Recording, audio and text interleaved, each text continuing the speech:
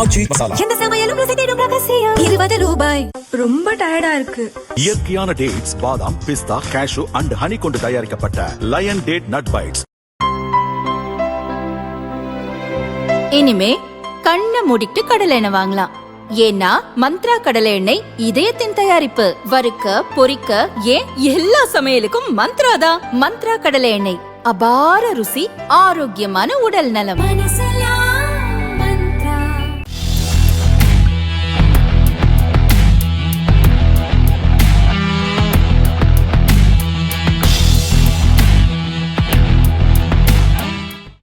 Germany மற்றும் அமெரிக்காவுக்கு நடப்பு சீசனில் 42 டன் மிளகாய் வற்றல் ஏற்றுமதி செய்யப்பட்டுள்ளதாக ராமநாதபுரம் மாவட்டம் கமுதி உழவர் உற்பத்தியாளர் நிறுவனம் தெரிவித்துள்ளது. இதுகுறித்து நிறுவனத்தின் இயக்குநர் ராமர் கூறியதாவது: ராமநாதபுரம் மாவட்டத்தில் 15,000 ஹெக்டரில் சம்பா மிளகாய் மற்றும் குண்டு மிளகாய் சாகுபடி செய்யப்படுகிறது. குண்டு மிளகாய் சிங்கப்பூர், இலங்கை ஆகிய நாடுகளுக்கும், சம்பா மிளகாய் அமெரிக்கா, ஜெர்மனி உள்ளிட்ட பல நாடுகளுக்கும் அனுப்பப்படுகிறது. ஏற்றுமதி செய்யப்படும் மிளகாயை இயற்கை விவசாய முறையில் சாகுபடி செய்கிறோம். தற்பொழுது உள்ளூரில் குவிண்டால் 22,000 ரூபாய்க்கு விற்பனையாகிறது. ஏற்றுமதிக்காக 25,000 ரூபாய்க்கு விற்பனை செய்கிறோம். குவிண்டாலுக்கும் 3,000 ரூபாய் கூடுதலாக கிடைக்கிறது. நிறுவனத்தின் சார்பில் கடந்த 7 ஆண்டுகளாக மிளகாய் ஏற்றுமதி செய்கிறோம். அந்த வகையில் ஜெர்மனி, அமெரிக்காவுக்கு ஆண்டுதோறும் தனியார் நிறுவனத்தின் வாயிலாக ஏற்றுமதிக்கான மிளகாய் அனுப்புகிறோம். கடந்த ஆண்டு 80 டன் மிளகாய் அனுப்பினோம். இந்த ஆண்டு 60 டன்னுக்கு இலக்கு நிர்ணயித்து கடந்த வாரம் 30 டன் சம்பா மிளகாய் அனுப்பினோம். தற்பொழுது 12 டன் மிளகாய்க்கு பரிசோதனை முடிந்து ஏற்றுமதிக்கு அனுப்பப்பட்டுள்ளது. சர்வதேச புவிசார் பதற்றங்களால் மிளகாய் ஏற்றுமதி பாதிக்கப்படாமல் நடப்பு சீசனிலும் தொடர்ந்துள்ளது. அடுத்த மாதம் சீசன் முடியும் என எதிர்பார்க்கப்படுகிறது என அவர் கூறினார்.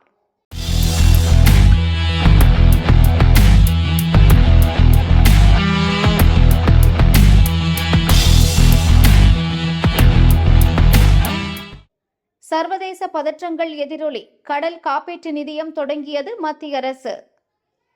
இந்தியாவின் கடல் வர்த்தகத்திற்கு காப்பீட்டு பாதுகாப்பு வழங்கும் நோக்கில் பாரத கடல் காப்பீட்டு நிதியம் என்ற நிதி ஆதாரத்தை உருவாக்க மத்திய அமைச்சரவை ஒப்புதல் வழங்கியுள்ளது. இதுகுறித்து மத்திய அமைச்சர் அஸ்வினி வைஷ்ணவ் தெரிவித்ததாவது: பாரத கடல் காப்பீட்டு நிதியம் அமைக்க மத்திய அமைச்சரவை ஒப்புதல் அளித்துள்ளது. மேற்காசிய போரால் ஏற்பட்டுள்ள பாதிப்பை மனதில் கொண்டு இந்த முக்கியமான முடிவு எடுக்கப்பட்டுள்ளது. சர்வதேச அளவில் நிலவும் புவிசார் அரசியல் பதற்றங்களால் கப்பல் காப்பீட்டு செலவுகள் அதிகரித்து வருகின்றன. இதை சமாளிக்கவும், இந்திய வர்த்தகர்களுக்கு குறைந்த செலவில் காப்பீடு கிடைப்பதை உறுதி செய்யவும் 12,980 கோடி ரூபாய் அரசு உத்தரவாதத்துடன் இந்த நிதியம் உருவாக்கப்பட்டுள்ளது. இந்த காப்பீட்டு நிதியம் வாயிலாக இந்திய கொடி ஏற்றப்பட்ட கப்பல்கள் அல்லது நம் நாட்டுக்கு வந்து செல்லும் கப்பல்களுக்கு காப்பீடு வழங்கப்படும். இந்த காப்பீட்டு திட்டங்களை நிதியத்தின் உறுப்பினர்களாக உள்ள காப்பீட்டு நிறுவனங்கள் வழங்கும். இந்த திட்டத்தின் வாயிலாக இந்திய கடல் போக்குவரத்து தேவைகள் மற்றும் சட்டங்களுக்கு ஏற்ப கடல் காப்பீட்டு சேவைகளை வடிவமைத்து வழங்க முடிகிறது.